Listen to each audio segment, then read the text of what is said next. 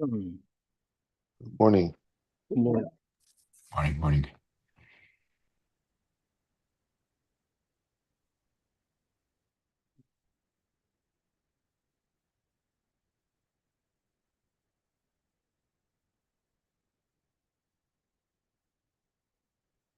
Good morning. With the help of Hashem, we are learning Yerushalmi Ma'aser Sheni Pedig Beis Halacha Aleph. We're learning today Daf Yud Dalid, and we left off on Daf Yud Dalid, Amid Aleph, 2 lines from the top of the Amid by the dot Rabbi Yudan Boy. Now we're going to open up today's daf discussing what will be the status of Ma'aser Sheni oil that got spoiled, meaning it's no longer fit for human consumption. I understand this inquiry to be a two-layered inquiry. We just finished learning the sugya, at least on Daf Yud Gimel Amud Aleph, that sicha, even on a biblical level, is ka'achila, take not like shesiya, but sicha is another form of consumption included in achila.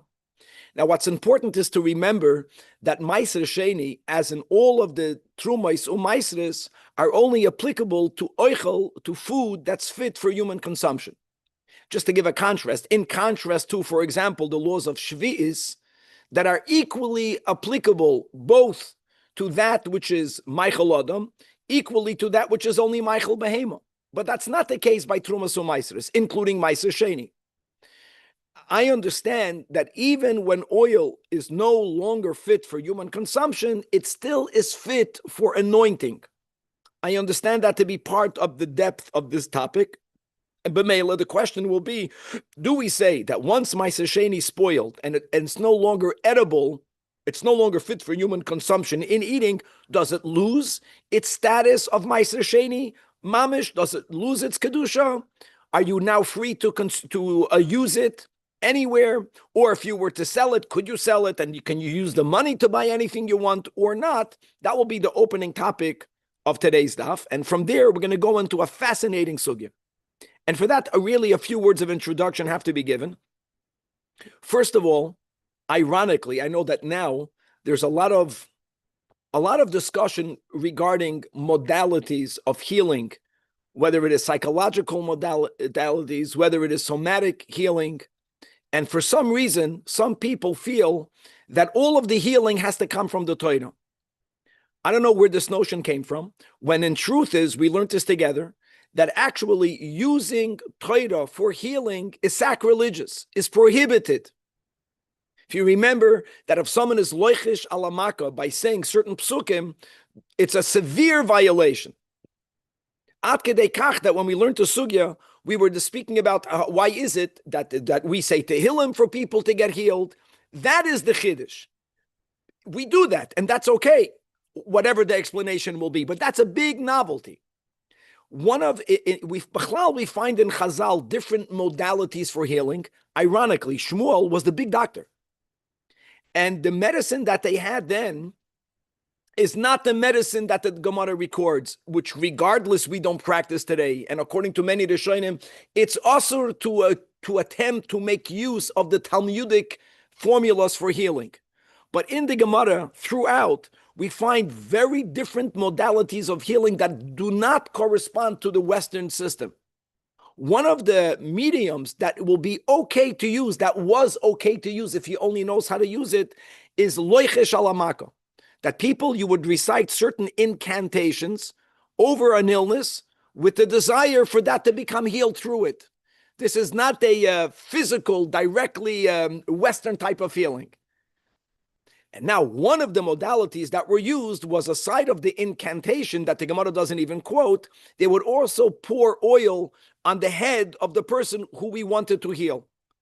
And there's going to be a fascinating discussion in our daf whether the pouring of the oil will be permitted to do on Shabbos. Now, really, there are two parts to this question. We already spoke, Bashgacha Prat is the whole concept of the rabbinic prohibition of medicating oneself on Shabbos for someone who has a mechush ba'alma because of the gezeira of shchika samemanim.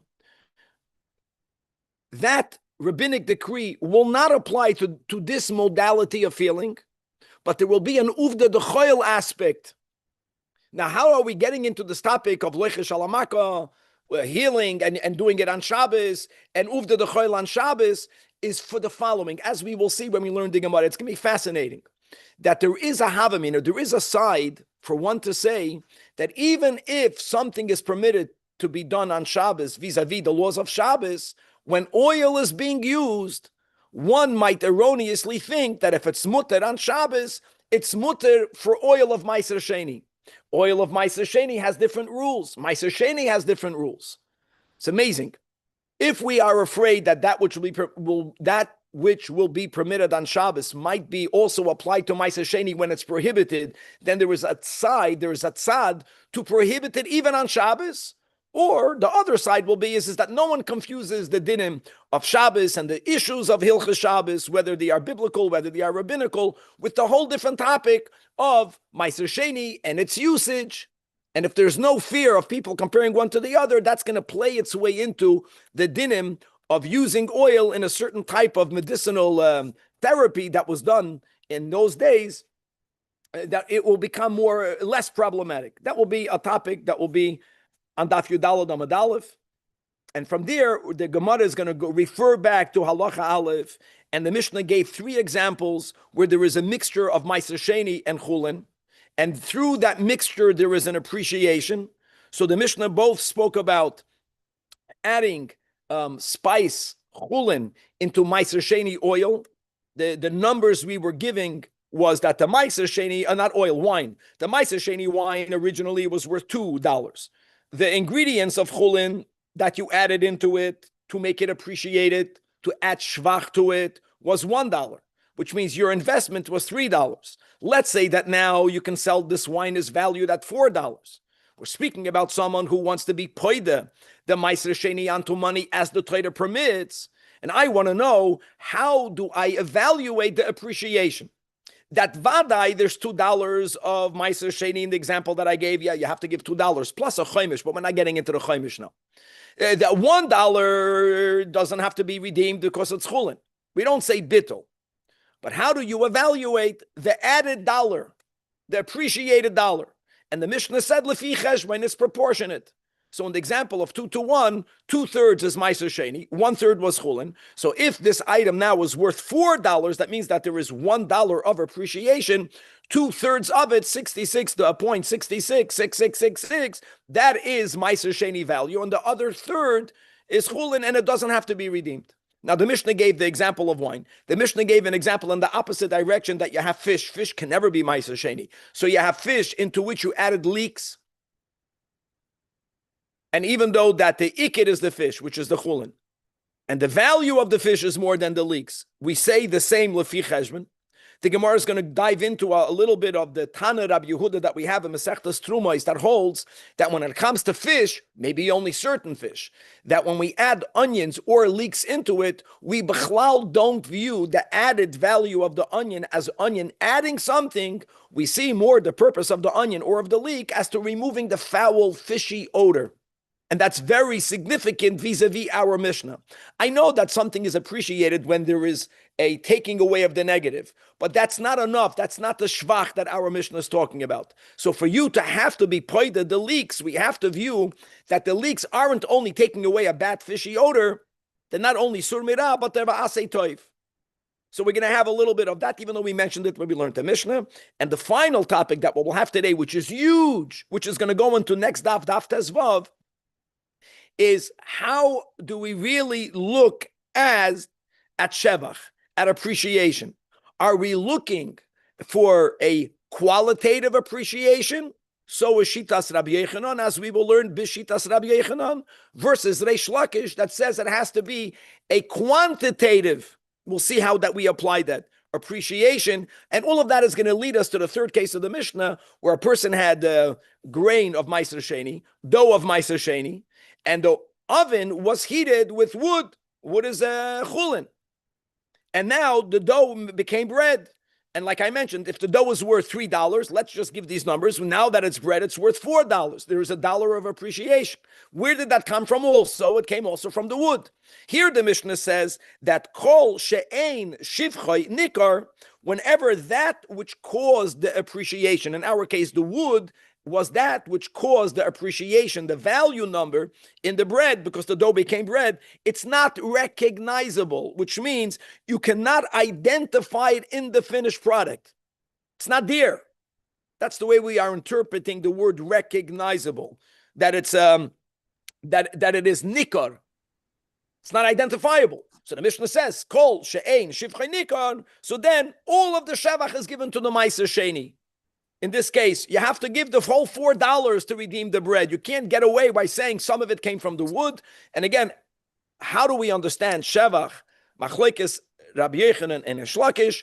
That's right away going to play into the Mishnah in the case of wood, and that will continue, God willing, in tomorrow. Sorry, Rabbi, doesn't it change the taste and smell caused by the wood and the fire? Very, very, very good. Every word you said is gold. So wait, I'm saying this is going to be the end, but that's going to be a gewaldige sugya. But let's go back over here. So we have three topics. The first topic is very short.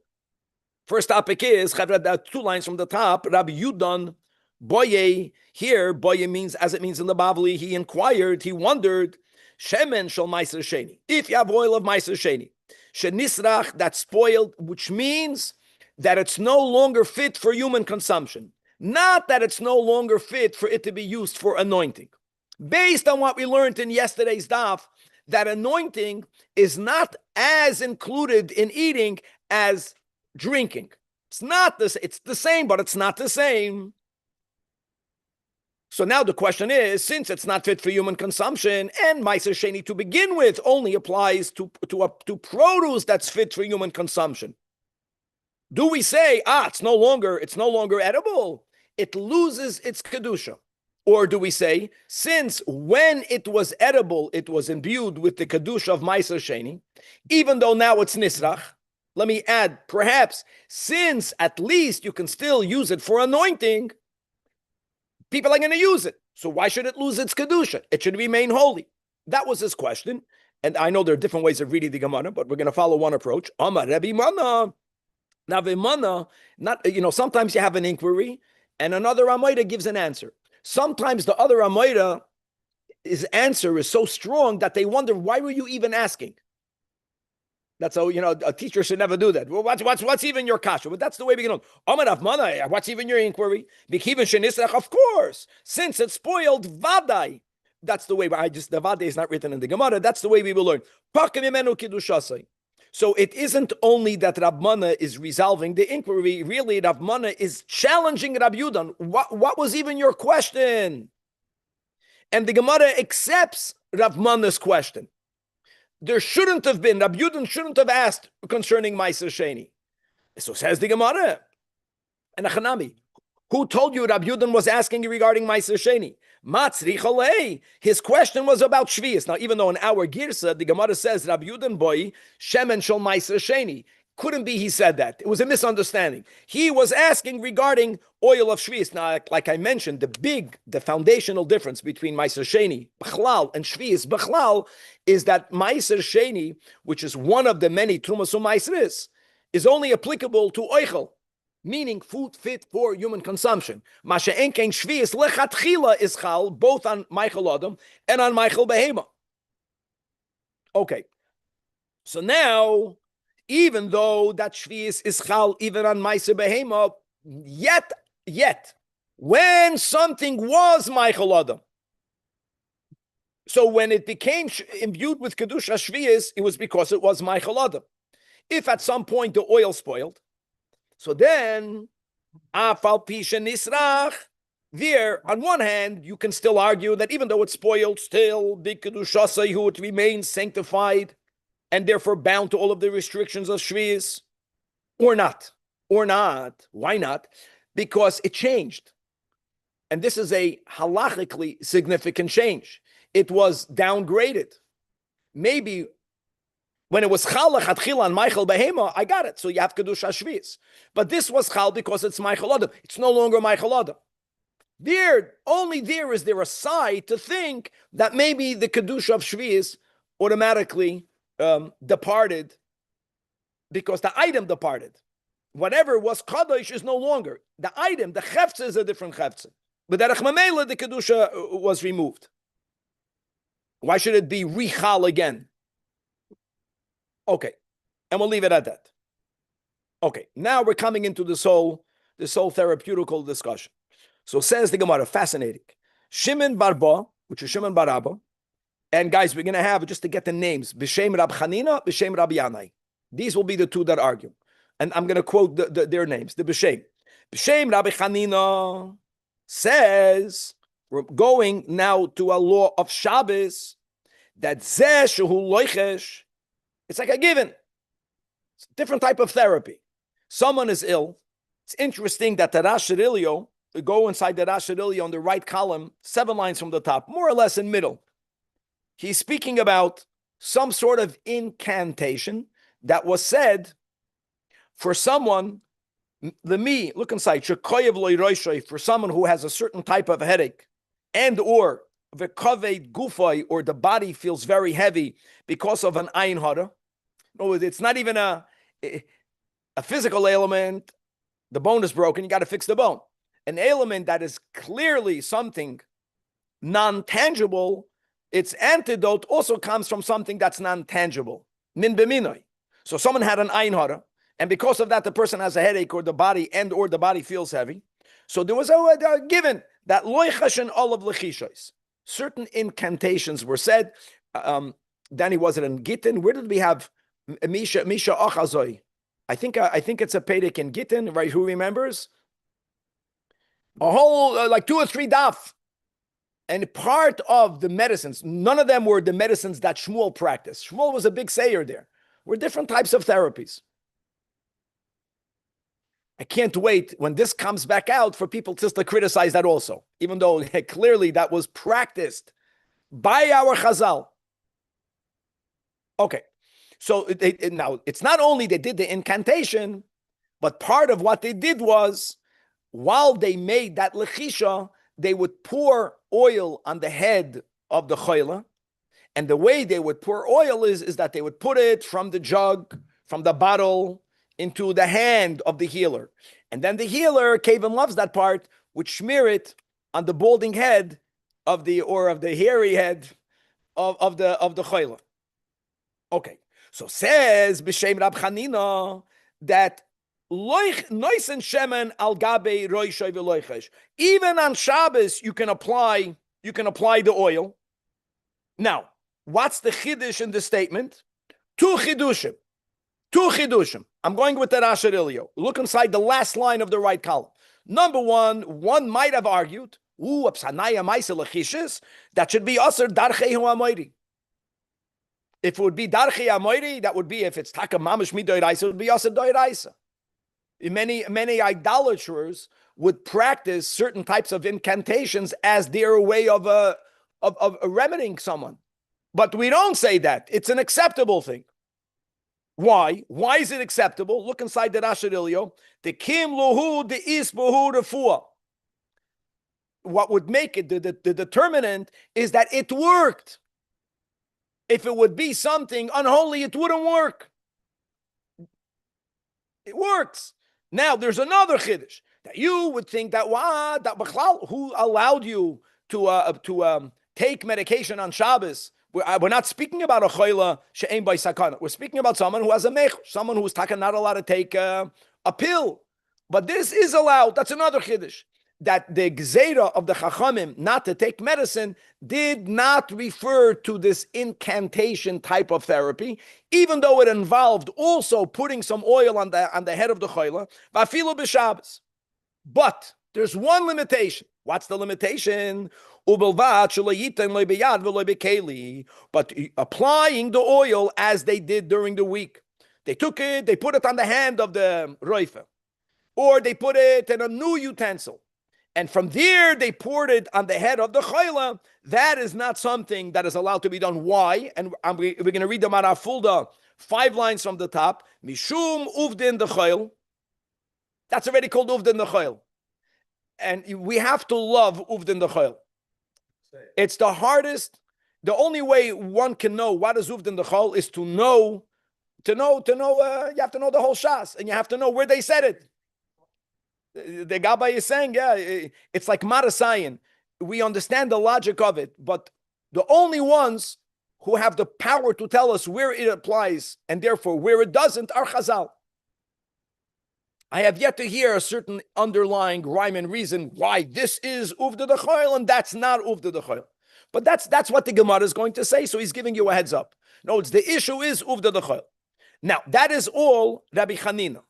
Comes along Rabbi Yaakov Baridi, quoted Rabbi Yochanan, and we're going to quote the source, B'Shem Rabbi Yanai, that not only do I agree that you are allowed to practice this type of lechisha on Shabbos and using the oil, but you don't have to make a shinoi. Noisin bein bayad, bein bekli. And why would that be? Why would that be?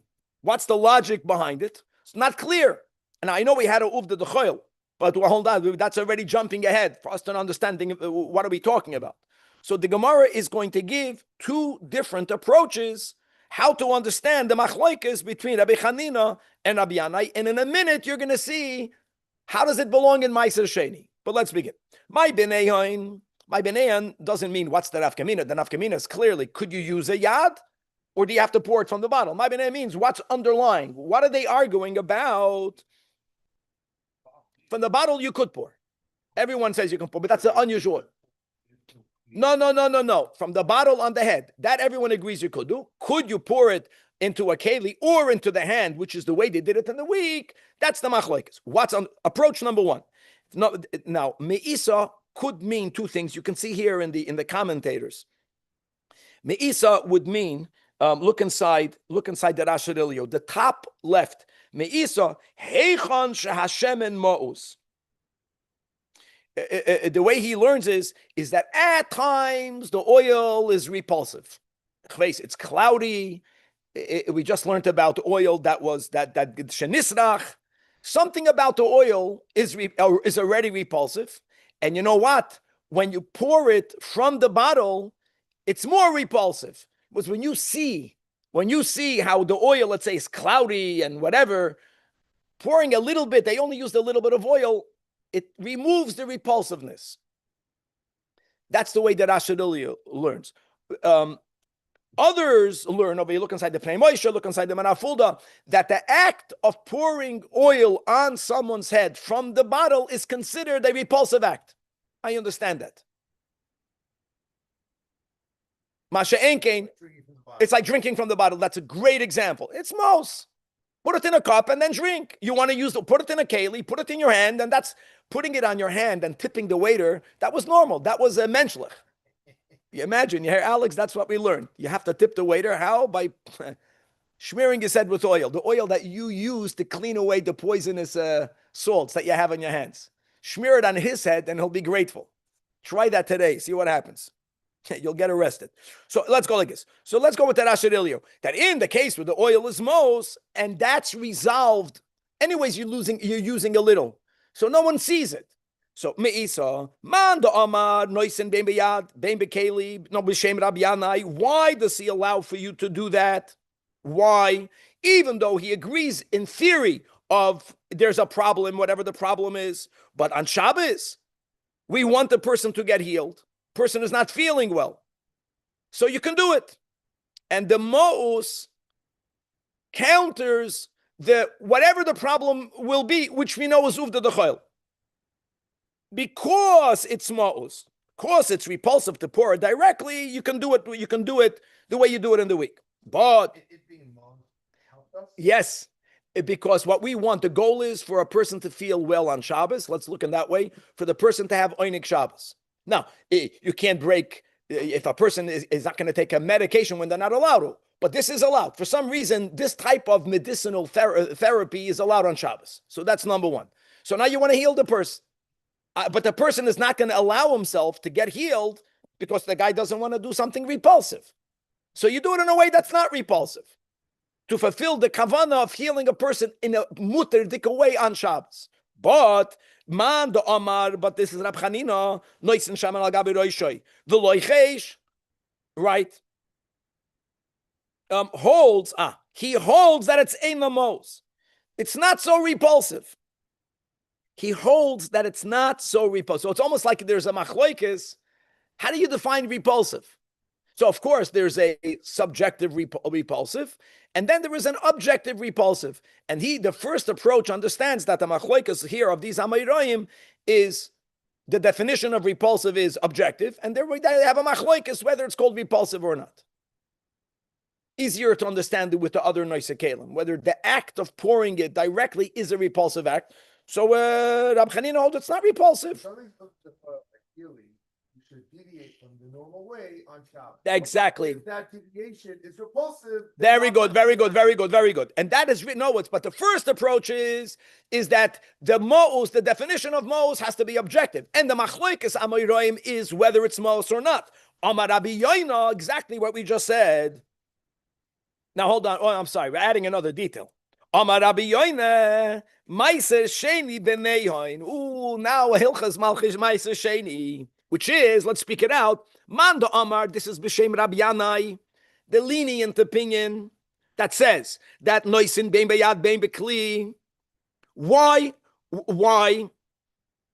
Like this, just as a fact that since what did we learn yesterday? It's very important.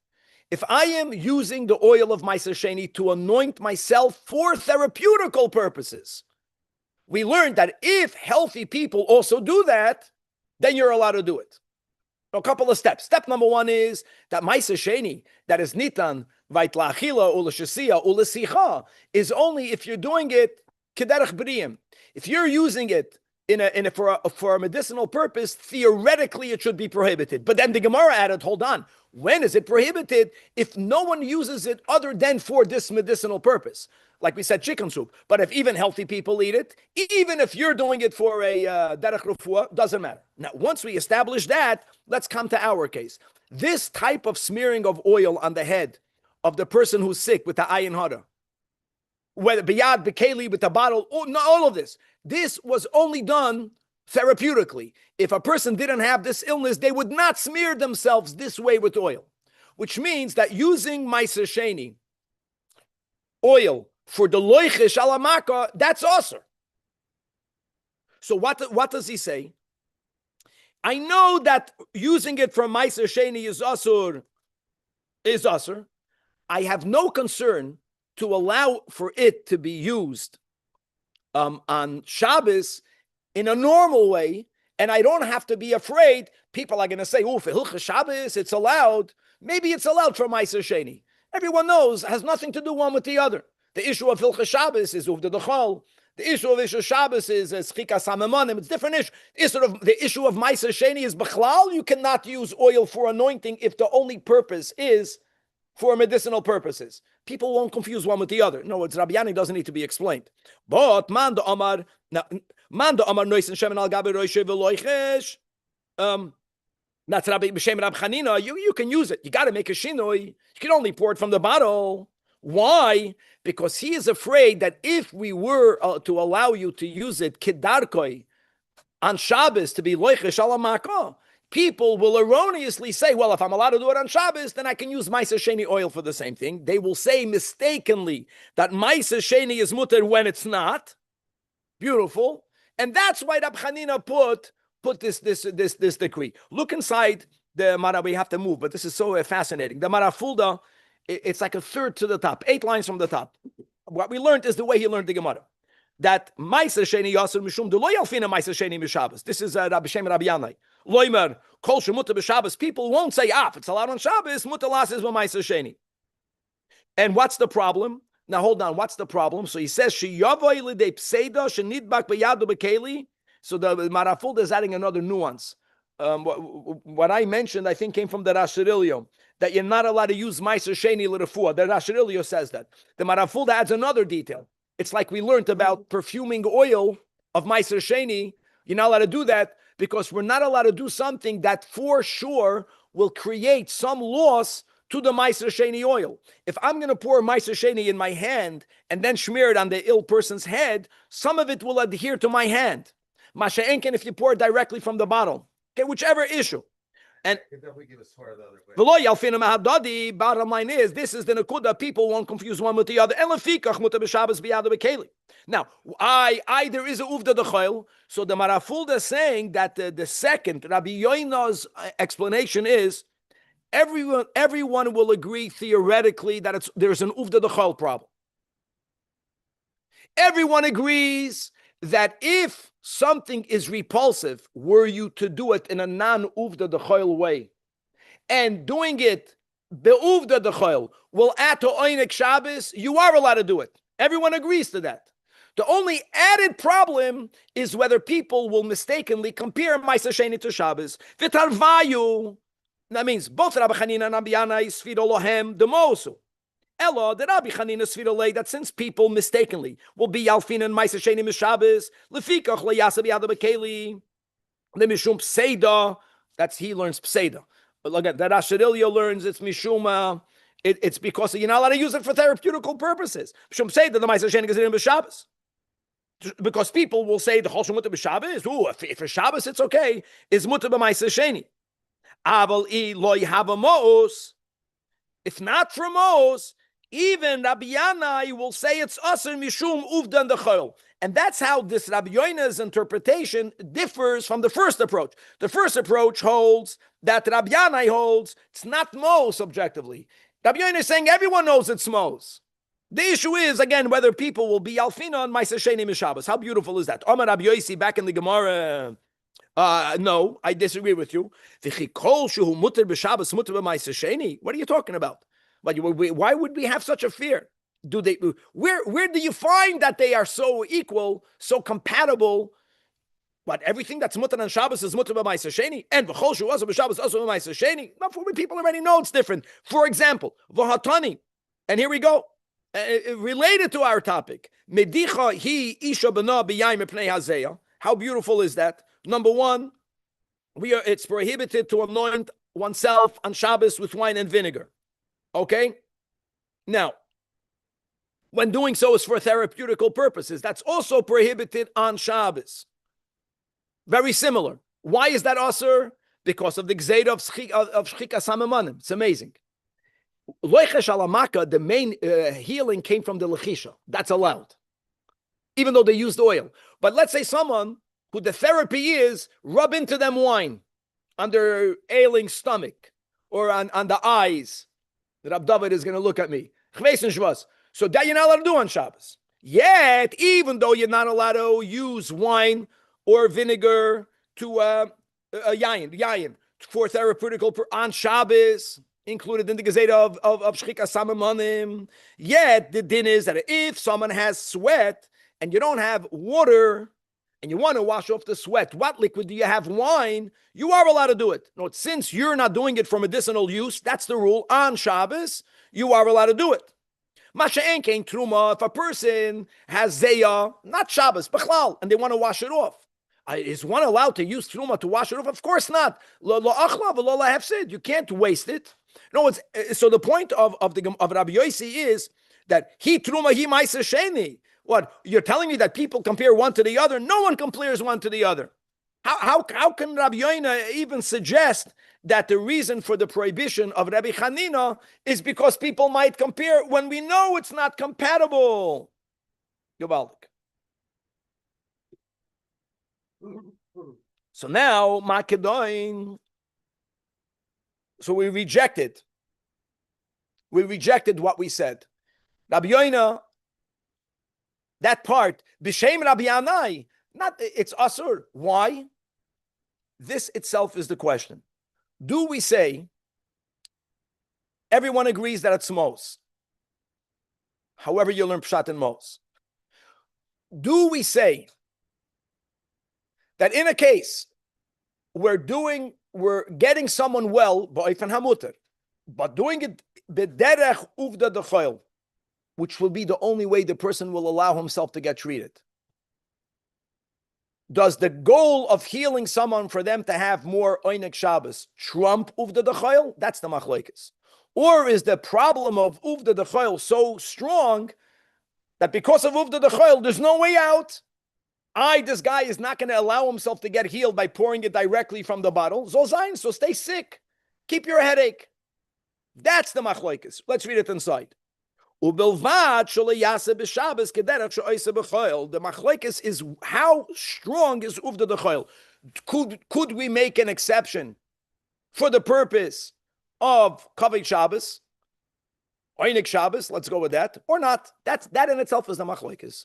And that's where you have over here in the Gemara, that's where the Marafulda took the uvda d'choil. The Gemara until now never mentioned those words.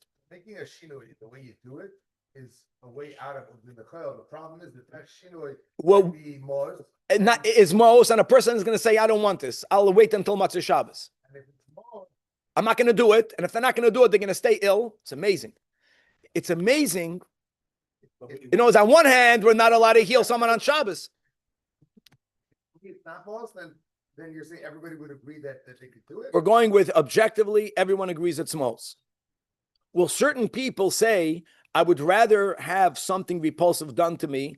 Abi A lot in of Yiddish. things when you're getting treated medically that are mos, but you accept it. You accept it, and there's now there's different levels of illness. I'm for sure that if a person, we're speaking, guys, the whole problem is for someone who's lower than choila she'ein by sakana. We just mentioned this. In other words, forget about a choila she'esh by sakana. A choila she'ein by sakana can take medication on Shabbos. Make that clear. We're speaking about someone who's on the lower level, has a mechush. I would argue today that many people who have mechush ba'alma would not allow themselves to be treated in a way where they feel repulsed by it. They would rather stay with the mechush and not be repulsed. Yesh v'yesh. You're right, Danny. And some, when it comes to a real illness, no hat nish kan breda. Mos, pain, to me it's similar. This is like an emotional pain. Are you going to subject yourself to pain? How many people do we know they won't subject themselves to pain? I'm not going to do that. That hurts. You're going to get better. I would rather stay sick. These people don't say it when they have cancer. That's a chayla sheyesh by sakana. I'm saying, but if it's a mechush ba'alma, they would rather this other than that. I get that. Okay, let's move on. Fascinating. Okay, back to the Mishnah, where you have a mixture of ma'aser sheni and chulin, a proper mixture. Again, the Mishnah gave 3 examples: the wine into which you put chulin spices. Then the opposite direction. I know Kevin wrote up some note before. Fish. We learned it doesn't meet. Not l'Rabbi Akiva, not l'Rabbi Yishmael, right? Gedulei ha'aretz. Vlad, not our Reb Vlad. Vlad mi valdoi sa'aretz. Or pri mi pri. However you learn. Fish are not included in ma'aser sheni. Period. Okay. So you have fish, which means by default chulin. Elama, you want to add some flavor, you want to take away the fishy smell, you put leeks into it. The leeks were ma'aser sheni. In both cases, I'm go back to the numbers. The primary is $2. The added is $1. So you invested $3. If you knew what you're doing, now it's worth $4. And the topic of the Mishnah is someone is going to be poider the ma'aser sheni. You can't say that the secondary is nullified in the primary. We don't say that.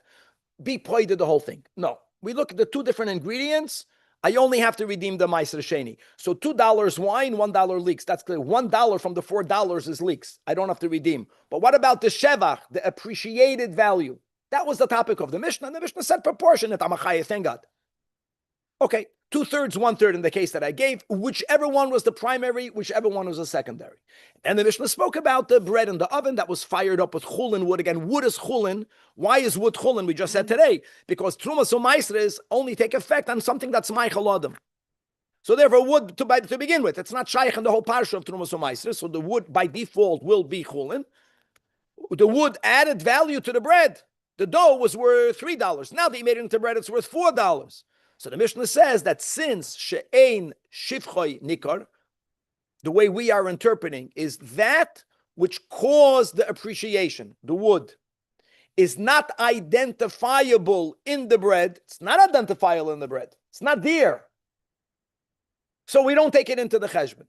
We considered all of the appreciation in the ma'aser sheni itself. You want to redeem the bread? Gesund hate.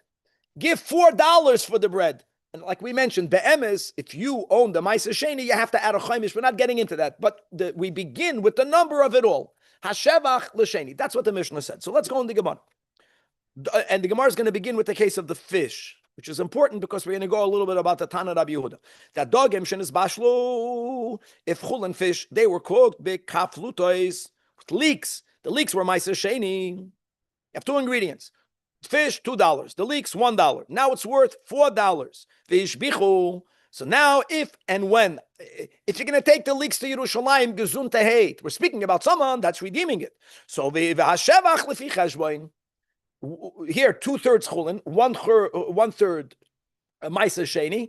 So how do you cheshbon the added appreciated dollar? 2/3 chulin and 33.3333 cents is ma'aser sheni value. Omar Rabbi Shia, the whole Mishnah doesn't follow the Tana Rabbi Yehuda.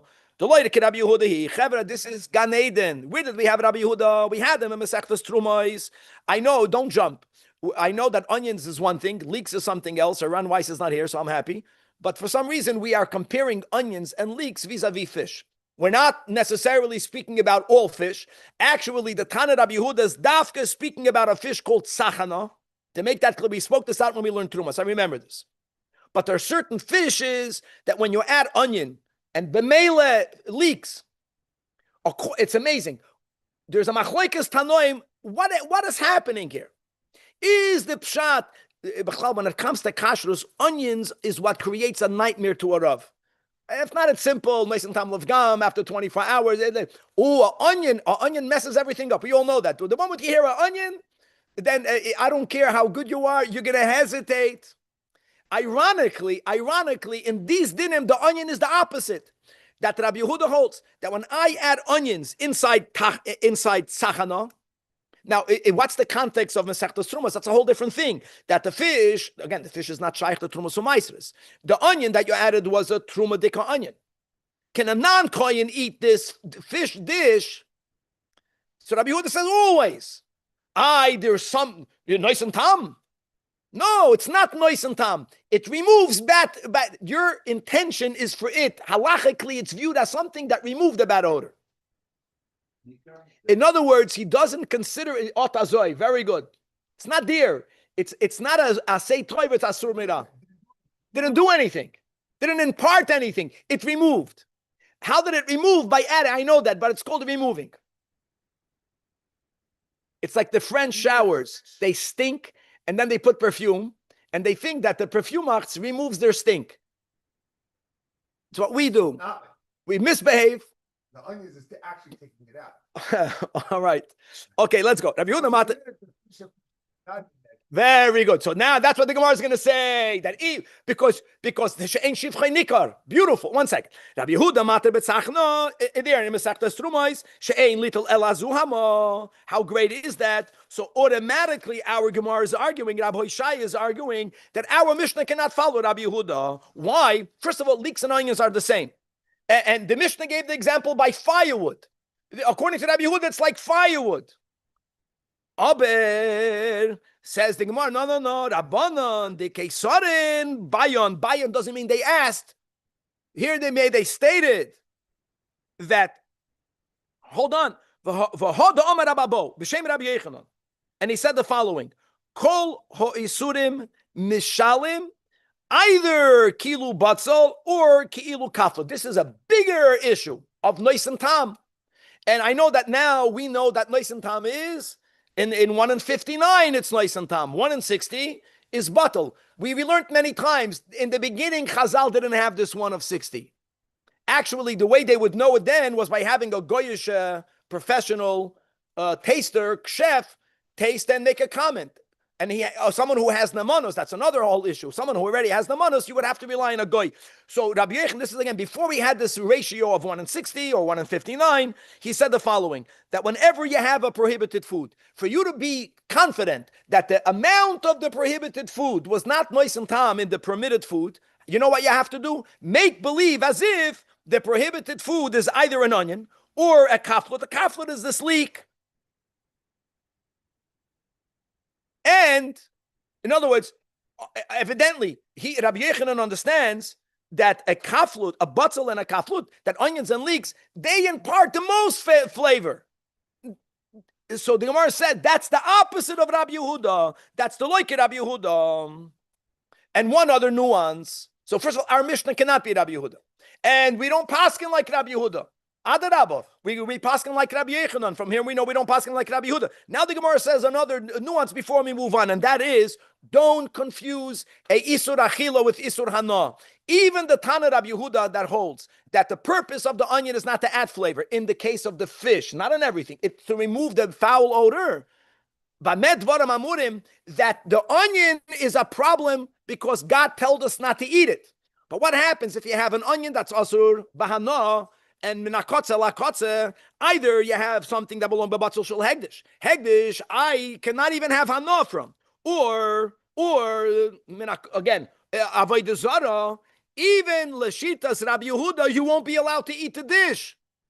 Why? Because you're definitely benefiting by the fact that the onion removed the foul odor. So that's a very important caveat. Now we have another minute or a half a minute. So Zajac klal regarding the wood. I'm just going to read the end to the end of the Amid.